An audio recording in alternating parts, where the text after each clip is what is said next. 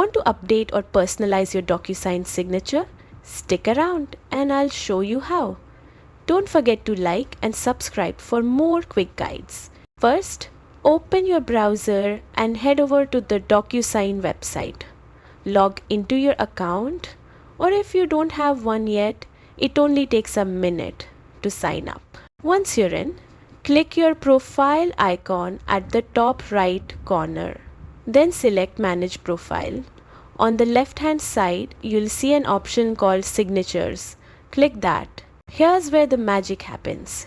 You can edit your existing signature or create a brand new one.